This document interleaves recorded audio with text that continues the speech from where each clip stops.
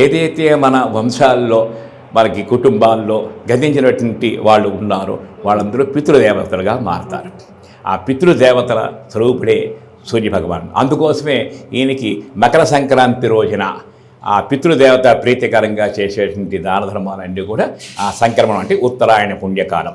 ఈ స్వామి వైభవంలో మనం చెప్పాలంటే యావత్ భారతదేశంలోనే మనకి ఉండిన రోజుల్లో దక్షిణ భారతదేశంలో ఏకైక శ్రీ వైష్ణవ సాంప్రదాయ సూర్యక్షేత్రంగా భాషిస్తుంది.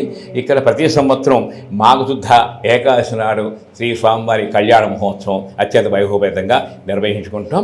రథసప్తమికి స్వామికి జయంతి ఉత్సవంగా ప్రారంభం చేసుకొని మాఘ శుద్ధ దశమి నాడు స్వామికి దీక్షా సంకల్పం ప్రారంభించుకొని మాఘ బహుళ పాడ్యమి నాటికి ఉత్సవాలు పూర్తవుతాయి.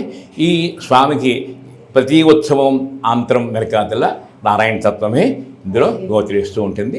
అటువంటిది ఇక్కడ కూడా సూర్యనారాయణమూర్తికి సూర్యకిరణములు అనేటువంటి పడడం కూడా ఉంది.